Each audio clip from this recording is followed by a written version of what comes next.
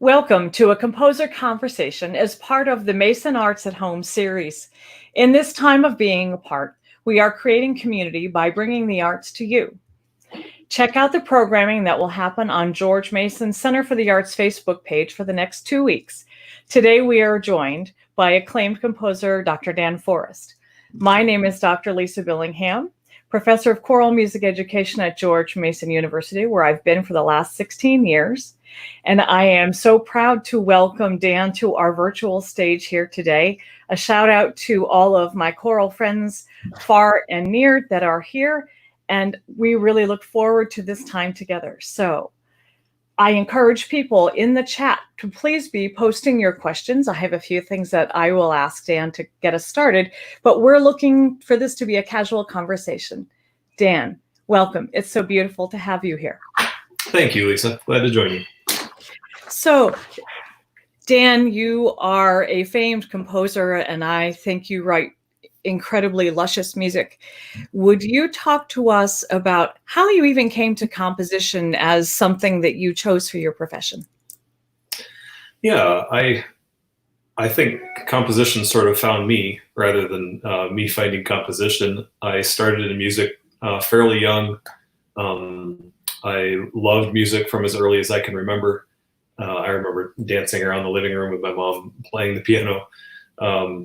I started piano in 4th grade, and that was my main outlet early on, or actually for a lot of my youth.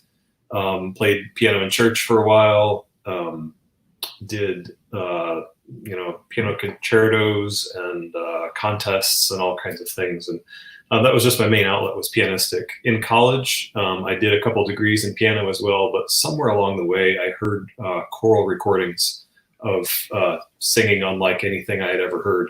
And that was kind of the beginning of me wanting to be where the singing was, not necessarily just where all the pianists were.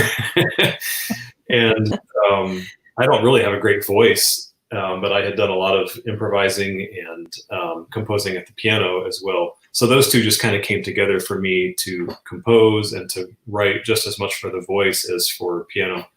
And then from there was just kind of this murky time in my life where I didn't know if I was a pianist or a theorist or a composer and in what order, but somehow composer has kind of emerged on top. So in some weird way, it's just kind of emerged and become my main thing. It's what I most enjoy contributing to the music world. So one of my composition students, Joy Harper, who's getting ready to leave us and go on to do a master's in composition, what advice would you give for someone that's young and starting in the field and getting ready to do a 2nd degree kind of right out of school? What advice would you give to our composition students? Yeah, you said 2nd degree. Are you thinking like already having done 1 degree, but then going back? She's done an undergrad degree in composition, and now she's really going to kind of learn to hone in. So what kind of advice would you give to students that are moving on to more advanced degrees in composition? I see. I'm sorry. I misunderstood. My fault. Yeah, it's hard to know because it probably depends on what they focused on so much in their 1st degree. In general, they say Mozart had written 1 million notes by the time he was, 18 or something like that. And like, if you're a lifelong learner, how can you not be, really developing your skill by having that much experience? I mean, sooner or later, you're just going to hear what works and what doesn't. So the value of just writing lots of music and trying things as a student, I think can't be overstated. I love higher education for composition because it's a time when you can give yourself permission to try things that may fail. If you're trying to make a living as a composer, which grad students are trying to do while they go to grad school, I get that. But if you're dependent on, publishing or recording or whatever it is, there's so much pressure to turn out things that will succeed and that will be popular and be sellable and marketable and all that kind of thing.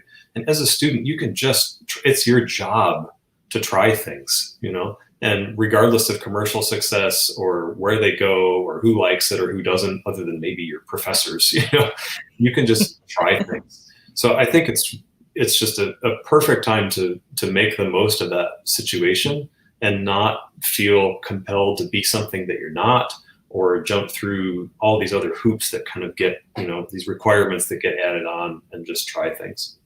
Listening is so important, listening critically and with understanding, developing your ability to hear with your eyes and see with your ears. Those are such invaluable skills for composers. So anything that you do along those lines, I think is really, really helpful. And then maybe just lastly, I would tack on the importance of talking to performers. If you're writing for the voice, talk to the vocalists and find out what works well for them and what doesn't. If you're writing for orchestral players or chamber music ensembles, find out what they really love or what they dread opening up a new piece and seeing, something like that. Some of that is so much more valuable than you can even learn from reading an orchestration textbook. And some of the best composition lessons I've had have not been from a composition professor, but just from musicians whose opinions I trust. And they've told me, like, hey, this vowel doesn't work right on this note, it's right on the break or whatever. Talking to the harp player, it's so easy to write badly for the harp. So I always, especially in times past, I'd always go to the harp player for my parts and just say, where am I revealing that I'm not a harpist? And a little bit of self-deprecating humor like that goes a long ways toward opening them up, and they laugh, and then they say, well, this, and this, and then I'm all ears. Like, that's my composition lesson.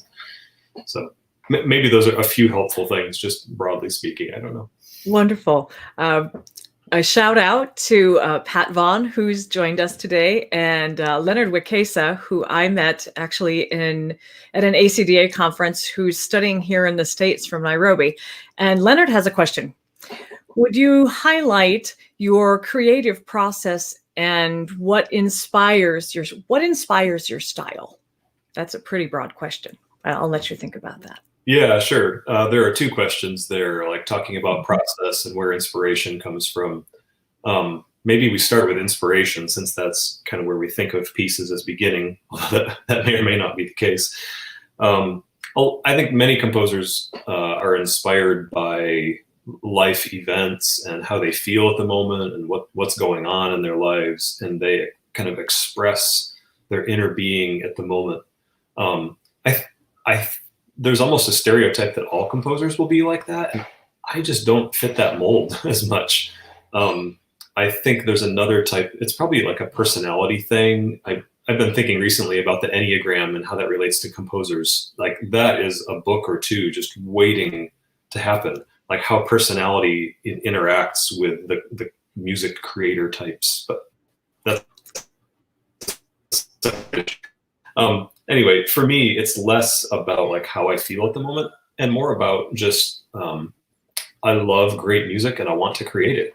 And what the text of my piece is may or may not be related to how I may feel at the moment. But I'm going to look at that text and try to portray it as effectively and beautifully as I can, partly for the sake of the text, because that's I'm trying to serve it with the music, and partly for the sake of the people who will use that music and either perform it or conduct it or just be in the audience to hear it. I want that text to communicate as meaningfully as possible. So I think some people may look at that and feel like that's sort of insincere or duplicitous, since my emotions may or may not be exactly where the piece is. But I think it's very possible to focus just as much on craft and style and creativity and fresh musical ideas or whatever that are true to a text, whether that's my current experience at the moment or not. So all that to say, inspiration for me at times is how I feel and what's going on in my life, but probably a majority of the time it's not. It's just, here's this text and here's what I'm interested in musically. Where do those two overlap? Where can I provide something musically such that the value of the poem plus the value of the music comes together to create something more than the sum of the parts? I say that frequently, but I think that's one of the best perspectives on great music making that we can offer, is that music is truly made when we can't account for everything that's there. Here are the performers, here's the music, here's the conductor, we add all this up, but like there's more going on there than I know how to explain.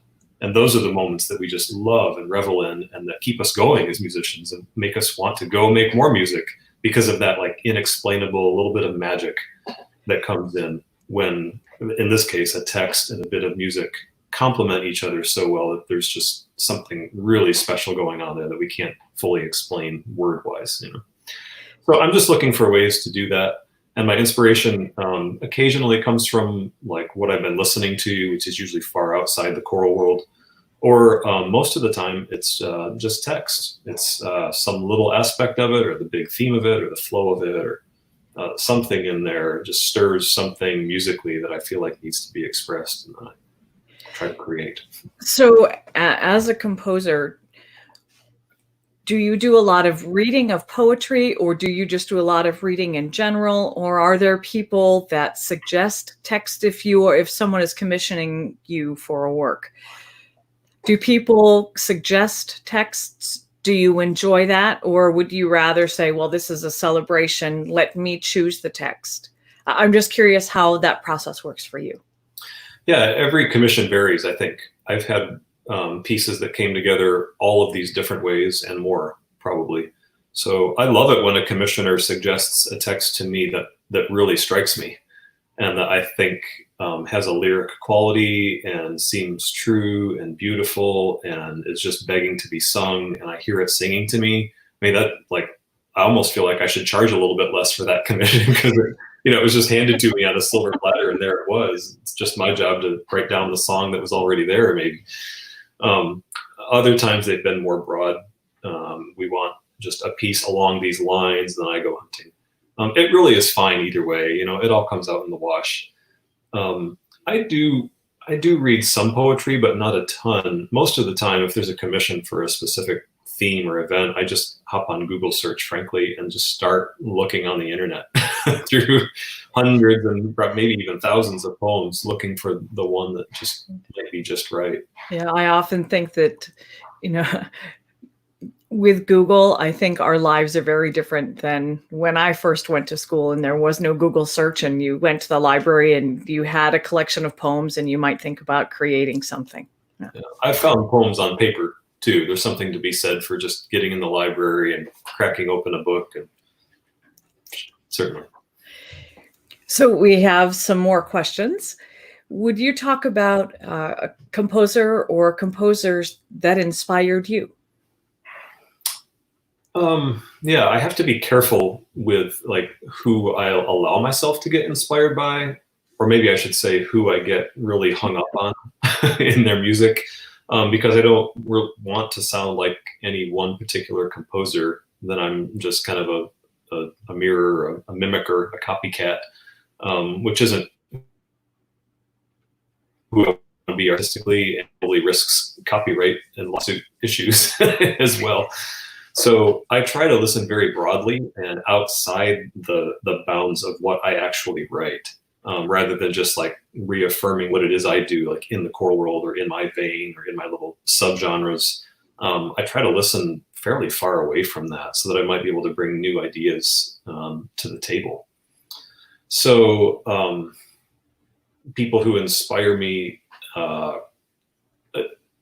through music history, I mean, I've learned something from every composer whose music I've listened to. I hope, I'm constantly absorbing and trying to hear things that didn't work the way I expected them or are outside my voice.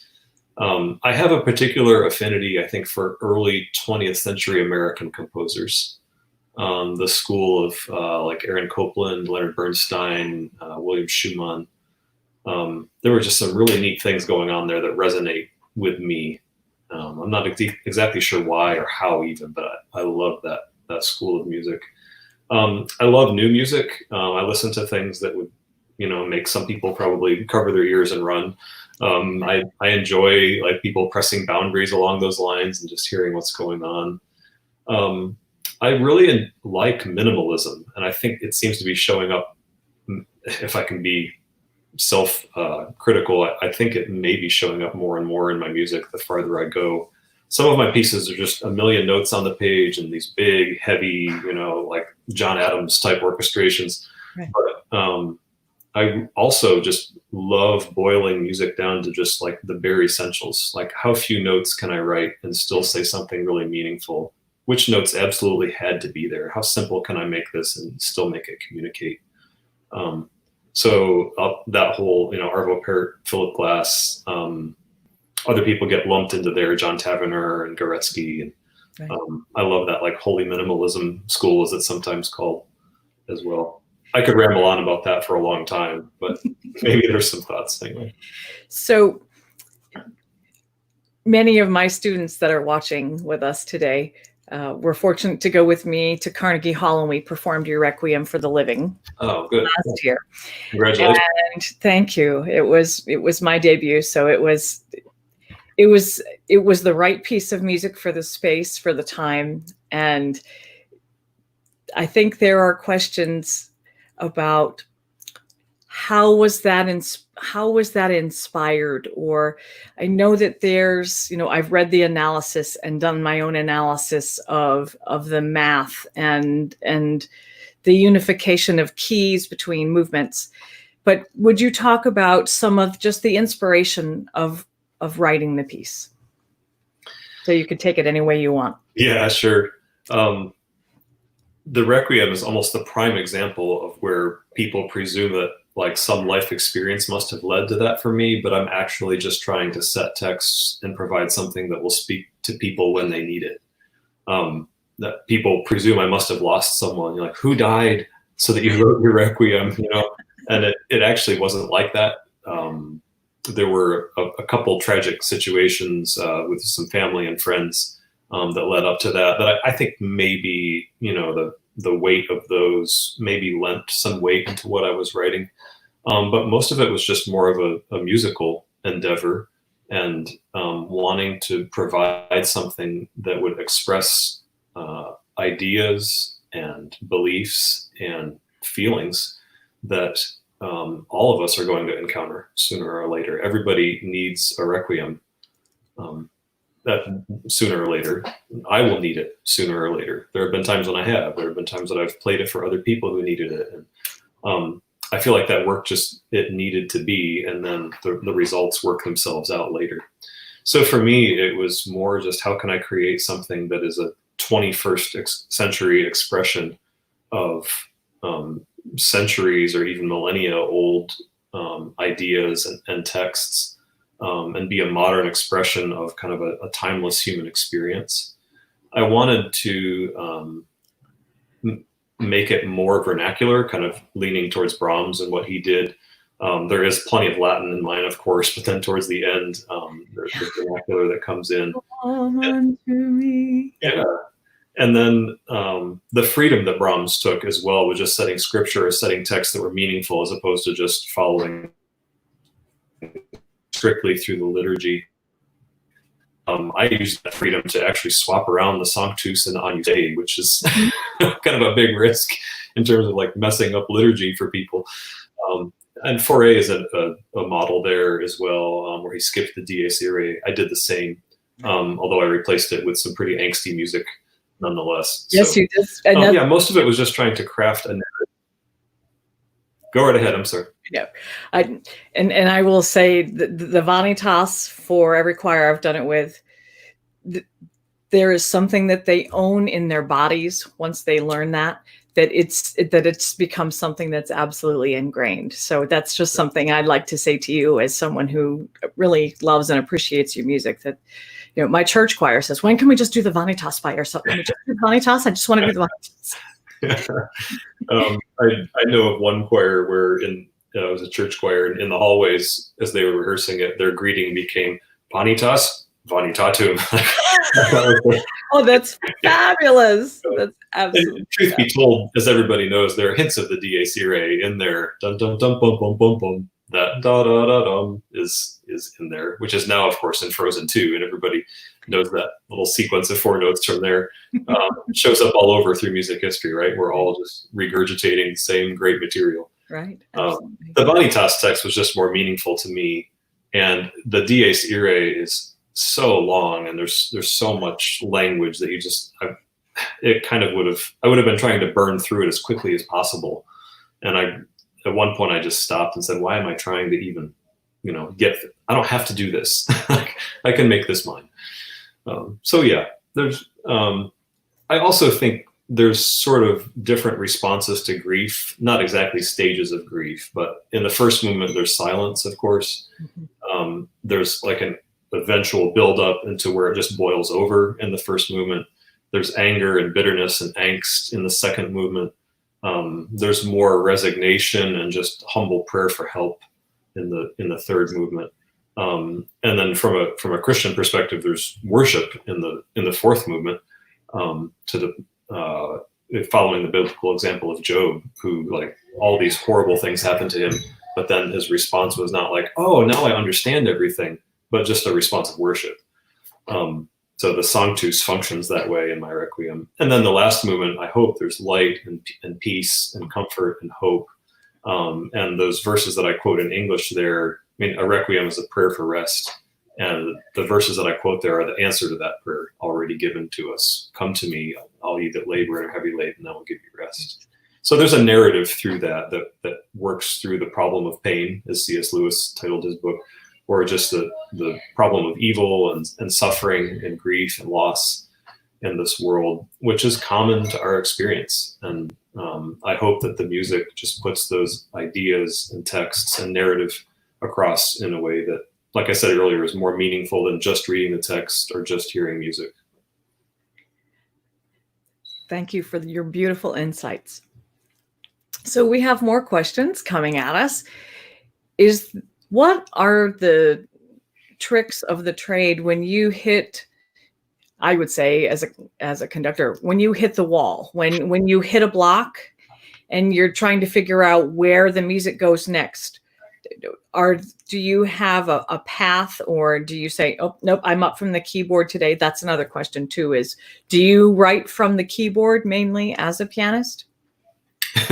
I'm tempted to tip my monitor camera down here so you can see my keyboard sitting right here. Yes. Yeah, several questions there. I think the keyboard is very helpful for people. I was just talking to somebody about this yesterday, maybe a different Zoom call, I guess. They're all kind of blurring together, where it's very possible to use the piano well, even if you're not writing a piano piece, in terms of just feeding your aural imagination and hearing what it is that you're trying to imagine in your head. Where we get into problems with the piano is if we try to write vocal lines, but we just write lines that feel good under our fingers and then give them to the voice, or writing a harp part that fits the pianist's hands with 10 fingers, not the harp player's 8 fingers. They don't use their pinkies. Or here's this oboe line that just phrases beautifully under my fingers at the keyboard like a Chopin nocturne, but then the phrasing just doesn't work because of the register, or So using the piano as a guide to your ear is really helpful. We just get into trouble if we start becoming pianists when we're not writing for the piano. I also really believe in the value, it's not essential, but I think it's really helpful for so many composers, of feeling voice leading under your fingers. That's why we often have a keyboard lab component in college, university music courses, the theory courses. It's less about like becoming a better sight reader or free piano lessons as part of theory class. I always wanted my students to just feel the way that the lines interacted. There's a spatial and a tactile element there. And I think piano is really helpful for feeling voice leading at the same time that we hear it. Backing up in those questions now, what do I do when I like hit a wall or get stuck? And that actually sort of leads us back to that very first question about compositional process, which I didn't fully answer. I only did the inspiration part. I think, and again, this is my process. I can't speak for everyone, especially composers that are more just expressing how they feel. I'm probably a little more crafted than that, although I certainly am expressing how I feel. So from the craft side of things, I think composers have to be both builders and architects is the language that I would use. You have to know how to like pound in individual nails like a builder, but you also have to know how to create like the whole superstructure, the plan, the great like blueprint for what this piece, whatever it is, big or small, is going to be. And a lot of times in building, those are two separate people that collaborate with each other. Like, here's the plan. All right, now here's the guy who's actually going to bring the plan to life. And maybe they confer some. As a composer, you have to be both sides of that coin. which is maybe why some of us are so weird and mildly schizophrenic. I don't know. But you have to be able to find the little materials that are going to build the thing that you're trying to build musically. But you also have to be able to have this great big blueprint of the form of your piece and how it unfolds. And if it's a 3-minute miniature, how does this work from the very first downbeat all the way to the final cutoff and the sound in the room, and the reverberation, and then it's done? How am I going to fill that space? What is the shape of it and the flow of it and the momentum of it? How am I going to keep people's attention? And is there unity to the work, yet enough variety so that we don't just get bored with it? How does it develop through time, right? So you have to be able to do both of those. So my process, and again, other people will vary, but my process can begin anywhere on that spectrum. It doesn't always begin with just a tiny little thing and then build it into something big, which I think is a really common misconception about composers.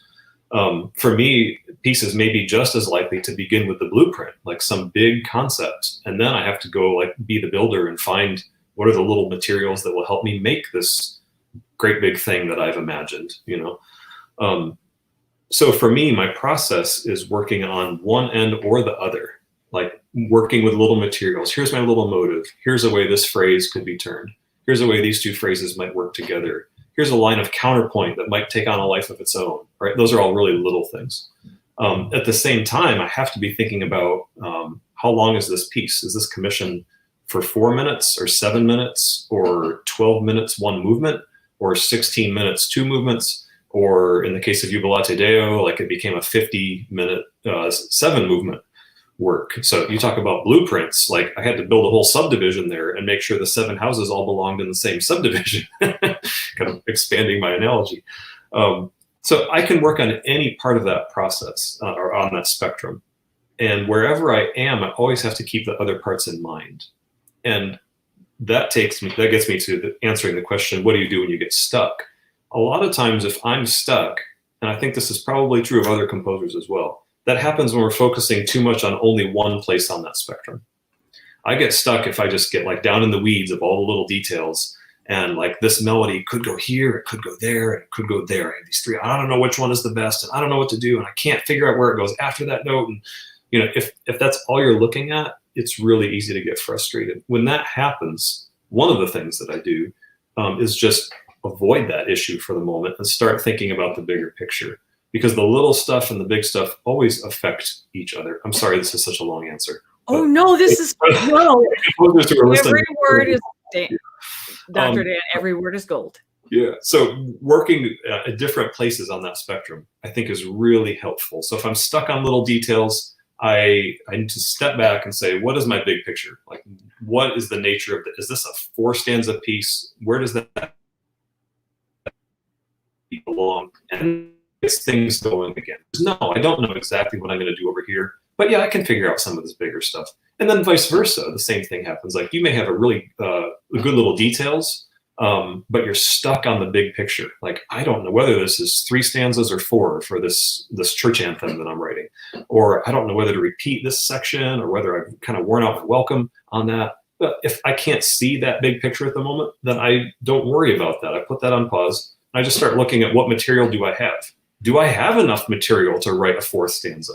Maybe I don't. Maybe I've used up all my material and this really just needs to be 3 stanzas, and maybe I expand the intro and a couple of transitions a bit, and that makes it feel weighty enough, and I don't need to try to, So these two are always changing. There's interaction between the builder side and the architect side.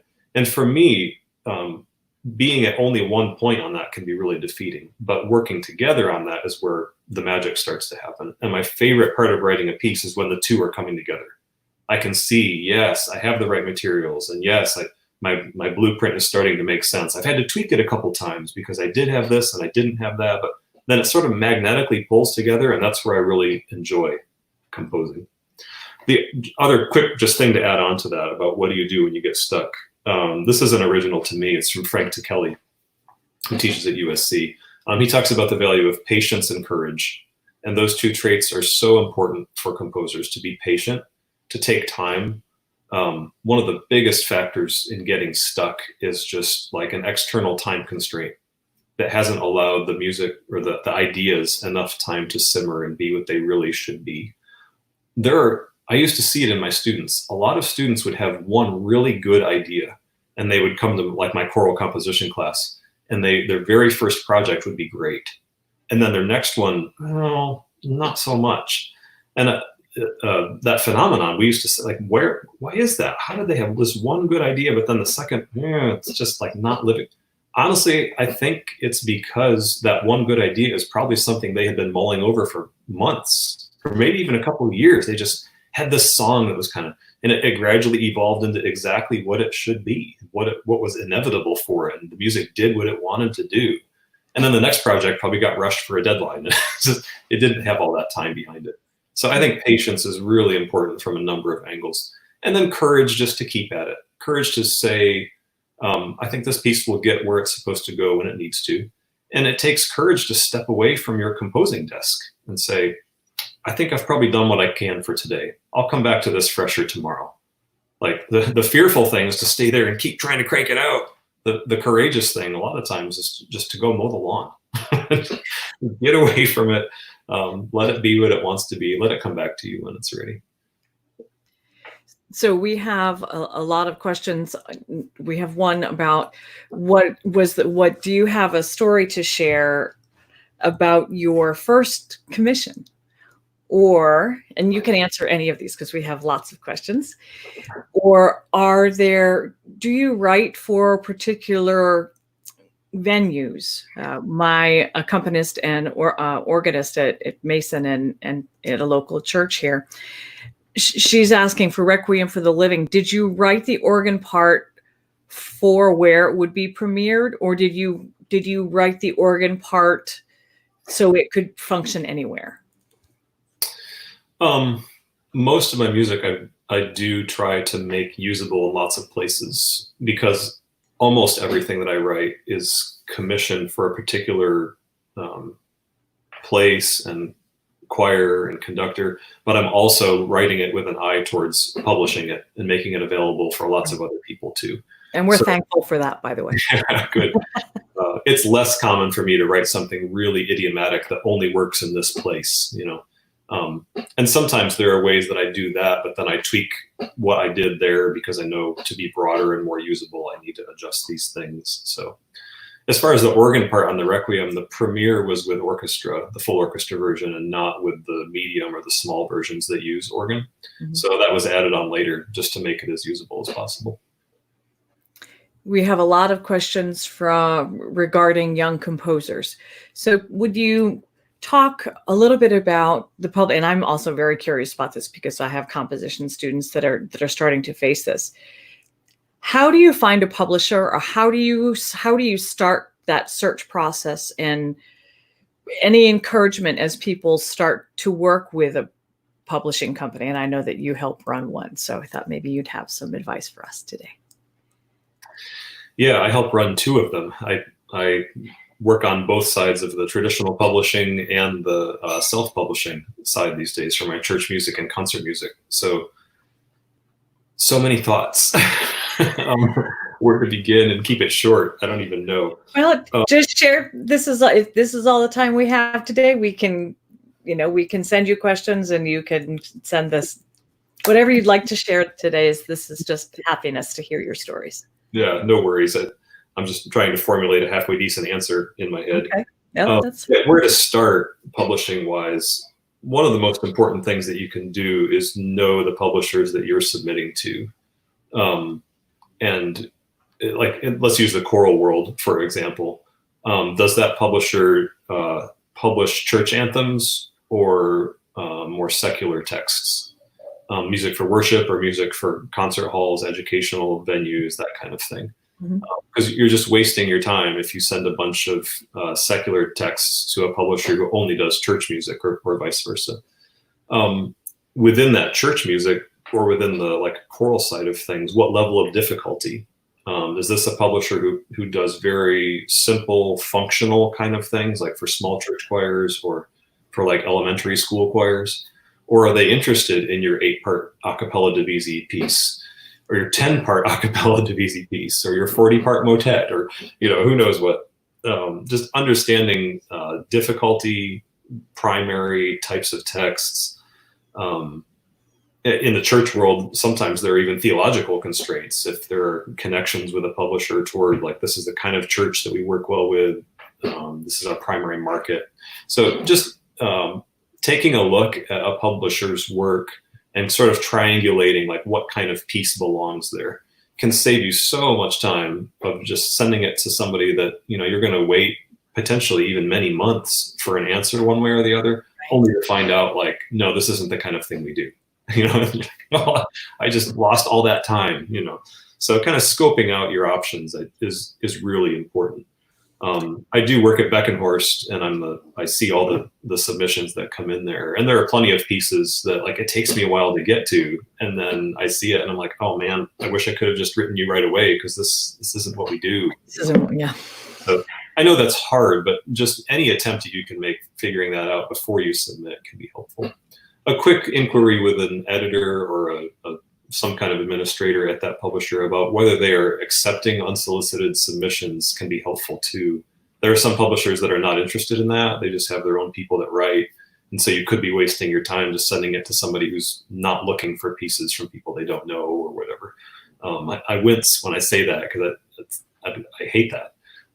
But it is the case sometimes, and I wouldn't want composers to waste their time. So I have a lot more things that are flying off my phone. So Kendra and Jared that are monitoring, would you please make sure we're getting those in? A couple of you get those into the chat. We have a real life question for you if you're willing to answer it. How are you dealing with the quarantine? I edited a lot of music that I didn't know how I was going to have time to edit, which was a huge blessing. And then I have been working out back in my gardens, of which there's now finally a picture on Facebook if you want to see them. I've been planting a lot of plants and putting in a lot of pea gravel pathways and building arbors and all kinds of stuff out there. And I've loved every minute of it. Like my whole spring schedule freed up, which is a lot of lost trips and income and opportunities. But man, I've really enjoyed just being at home and being with my kids and my wife and gardening. And thankfully, there's not sickness near us at the moment anyway. So we're privileged in that we can just like enjoy this time. I know there's so many people who are really deeply suffering. I don't mean to make light of that. So one of the things that I'd like to take a break from, and then we'll answer as many questions as we have time for. I know that you have a new work, Breath of Life, and I wanted to make sure that you had a chance today to talk a little bit about that. I know that in the top of the CFA page, there are some links there, and I will say you can always hit danforrest.com, and you can find him on Instagram and Facebook if you're looking for information. But I'm going to stop talking because I'm just kind of here to be a moderator for you today. If you would share the motivation behind Breath of Life or what you hope to glean from it. Yeah, the Breath of Life is my fourth large work after the Requiem, Jubilate Deo, and Luke's. It was premiered last October. There's a full video of that premiere on my website, and it's on YouTube. There are several places you can find it. So it's only been performed twice. I've only heard it twice. That's what I edited so much this spring, was just working through all the details and decisions and fixes and improvements after the premiere, getting that ready for publication this summer. So I do plan to put it in print this summer, even though it's a little uncertain like when people are going to start programming and buying new music for next year. But I think it's important that the show goes on. If we all just hold back and say, well, I don't know if anything's gonna, then we're all just gonna be like, well, who's gonna dance first? You know, so I'm just gonna move forward, and when people are ready, they can find it and do it. So it's 4 movements that have to do with life, kind of the cycle of life, creation, birth, God infusing breath into humanity. And then it turns darker. It sort of begins with the party and then kind of gets more sorrowful from there until the end, kind of an unusual arc. But there's some beautiful texts in there, including the middle movement, which is by a living poet named Antler, who lives in Milwaukee, Wisconsin. One of the most gut-wrenchingly beautiful poems I've ever seen or set to music. It's difficult to sing. It's that poignant. But it had a song in it, and it fit exactly what I was trying to do with this. So I branched out a little bit in that the work includes piano, unlike my other works. So I actually get to be up there. If I'm at a performance, I can collaborate with making music instead of just sitting in the audience. That's where I'm best, at the piano. And there's a part for electronics as well. There's a simple Logic patch that is used along with it. I did that to try to explore the boundaries of what we do in studio recordings as opposed to live performance. I'm trying to get some of the cool things that we can do in a recording studio, producing an album, trying to pull that into the concert hall too, even though it takes a little extra effort. I've made it as doable as possible. And it helps it be a little more 21st century as well. So it's available. There's a perusal score at the Beckenhorst website where it's distributed. There's links to that on my website as well. And there's even a set of listening questions that I wrote for educators to give to their class, their choirs, to like make an assignment during these weird times when we can't sing together, if that's helpful. A question from my colleague, Dr. Stan Engebretson, who's our Director of Choral Activities at Mason. Can you talk about either the preference, or is it a force of the choice to self-publish versus publishing with, right? You have Beckenhorst, right? You have ways to do that. If you're someone that's young at it, to my sense that self-publishing might be a challenge, that it's better in the beginning for you to have an established house behind you. I'm just curious about your thoughts about that. Yeah, I have at least 90 minutes worth of thoughts on that, but the 92nd answer is that, yeah, I agree with what you're saying. There are some drawbacks to traditional publishing. But I think good publishers are overcoming those drawbacks and looking for ways forward to support artists more and get more of the revenue back to the creators, instead of it feeling like you're just supporting a big bloated, entity somewhere. And I think the really good publishers offer things for especially composers in the early, middle, and even in some cases later, experienced stage of their career that you just can't get in terms of self-publishing. There are some pretty unique factors that all came together for me to be willing to try self-publishing, but I have extremely successful colleagues in the choral world who are still saying, like, I'm not ready to take that plunge yet, let alone somebody just getting started. You need the advertising support, you need the market connection. And I believe you need the editing. At Beckenhorst, we edit very heavily to make each piece the very best that it can be, solve all the problems, so that when the conductor hands it out to their choir to read it, it just works as well as possible. And then at performance, it is as meaningful and effective as possible with minimum difficulty required. And almost nobody is capable of doing that on their own. Most people need another voice in the mix, helping them find their piece's fullest potential. Many more thoughts I won't say. And we've got just a few minutes left. I'm going to try to pull a few things off here. One of my students, Aaron O'Brien, is asking, how long, and this probably varies, how long does it take to actually write a composite? If you're doing, if you're doing something large like Breath of Life or Luke's, the time is different. But could you talk a little bit about how long one piece might take, just so people have an idea of what it really takes actually time-wise as a composer to actually even put a 3.5-minute holiday octavo together? Holiday octavo, I like it. Kind of market speak there. I would say on average, like a 4-minute choral piece probably takes me at least several weeks of thinking about the text to find a worthwhile idea and pushing away a lot of dumb ideas that come to mind first until I find a musical idea that I think is really worth investing in because it has the potential to be great. I only have so much time, and I don't want to write pieces that are just okay or kind of nice. I want to write pieces that are really worth doing and make the most of that text's potential as possible. I'm really passionate about that. as a matter of stewardship. So I spend a lot of time like resisting ideas until I can't resist them any longer and they have to be written. After that, probably a matter of a few weeks once I commit to an idea. But the total there is often a month or two, or maybe even 3, honestly, just for a short piece. In the case of the Requiem, that's a year of my life. In the case of Jubilate Deo, that's 16 months of my life. So those are huge commitments to make. But if I'm going to write a piece that big, I want to invest that much time and have the patience, like I talked about earlier, to wait until it's really good before I put it out there. I probably have time for one more question, but I want to take the opportunity to thank everyone that's come to join us today and to encourage people to continue to come to Mason Arts at Home.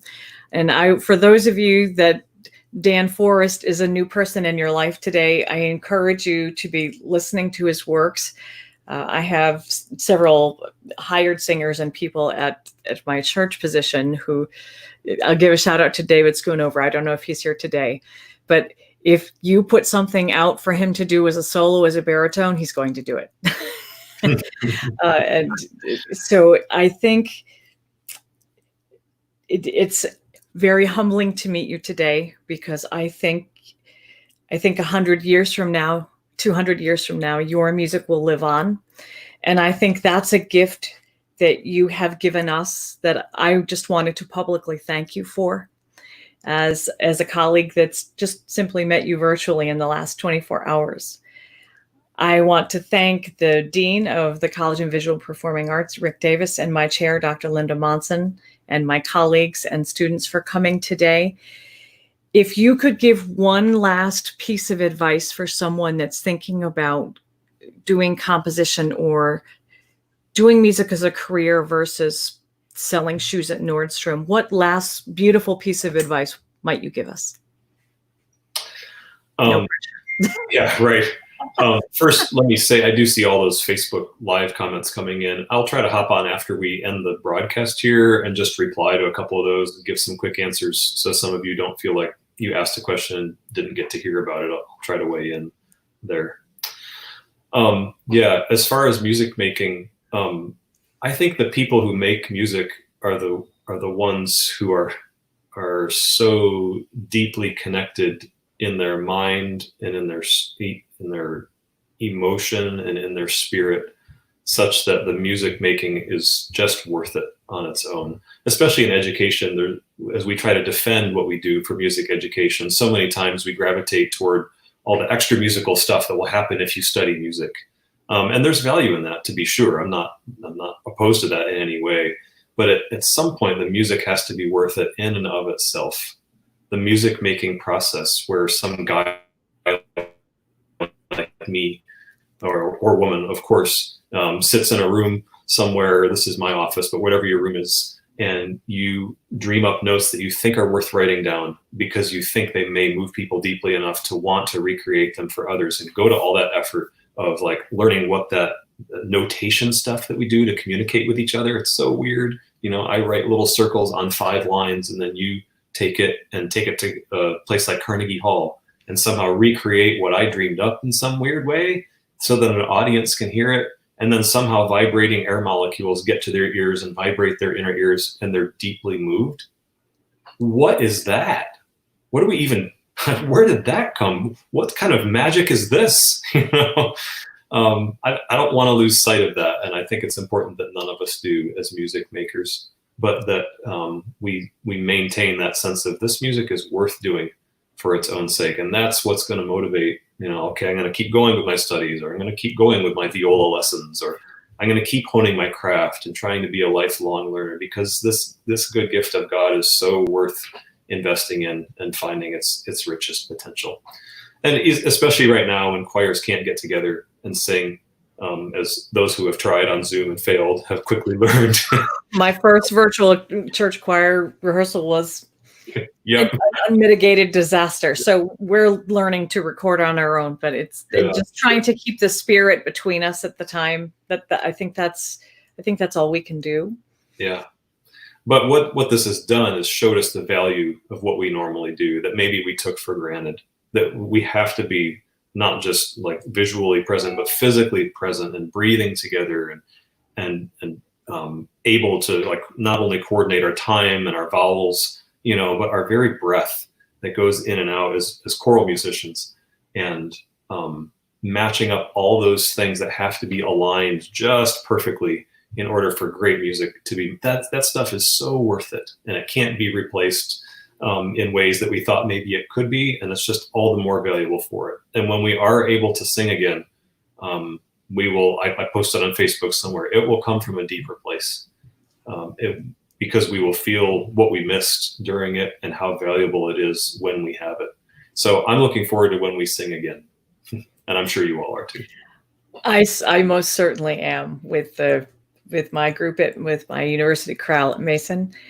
So I think we need to be signing off here, as I know that this platform is being used in another 10 minutes for another presentation. But I really am honored to have met you, and I look forward to conversations, and I will hop on Facebook. I will also going to make my own plug while I'm here.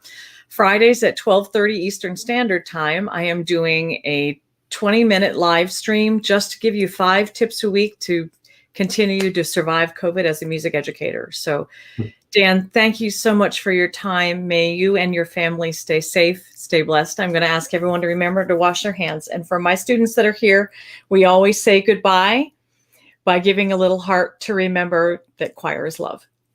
Thank you so much, Dr. Dan Forrest, and I look forward to seeing you online and getting a chance to work on your Breath of Life piece when I have a choir again. Thank you so much. Thank you. And thank you to all of us who joined. We're grateful. Thank you, Dan, so much.